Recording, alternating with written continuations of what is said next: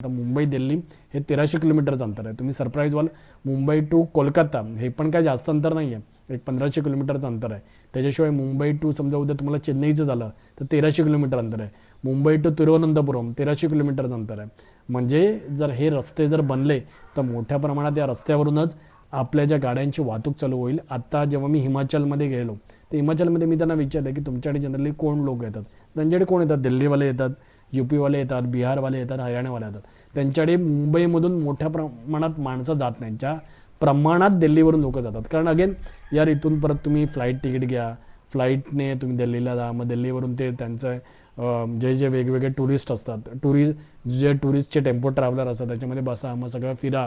Okay, so comfortable generally नाही आहे, costly आहे. जर अशा प्रकारचे रोड्स क्रिएट झाले तर आपल्या भारतातला आपला जो प्रवास आहे ओके तर तो खूप मोठ्या प्रमाणात वाढेल.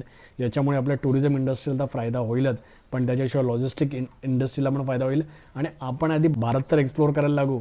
आज बघा मी पण महाराष्ट्रामध्ये बराच फिरलो आहे, ओके, कोकणामध्ये तर भरपूरच फिरलो आहे, ओके, सो नॉर्थमध्ये पण बराच फिरलो आहे. पण आज पण मी भारताची ईस्ट कोस्टला कधी गेलोच नाही.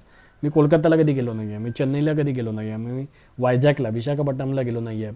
हां, मी नॉर्थ ईस्टला गेलो आहे, ओके, पण त्यावेळेचा पण प्रवास कसा गेला, मुंबई टू गुवाहाटी आणि गुवाहाटीवरून मग लोकल ट्रान्सपोर्टने मी फिरत होतो. पण आज पण मी इमॅजिन नाही करू शकत की बाबा एक लॉंग जर्नी मी मारेन, ओके, भारतभर फिरेन मस्तपैकी गाडी वगैरे घेऊन मित्रांबरोबर, फॅमिलीबरोबर, बिकॉज ऑफ रोड्स. ओके, जर उद्या ही जी अंतर आहेत ही 12 तासावरती आली आणि जर अशा प्रकारचे तुफान रोड झाले ज्याच्यामुळे क्रूज कंट्रोलवरती गाडी टाकली तर मस्तपैकी गाडी सुसाट जाईल, तर आपण भारत भ्रमण आहे ओके तर ते आपल्याला खूप कन्व्हिनियंट होऊन जाईल. संपूर्ण व्हिडिओ पाहण्यासाठी प्रगत लोके टॉक्सच्या यूट्यूब चॅनलला व्हिजिट करा.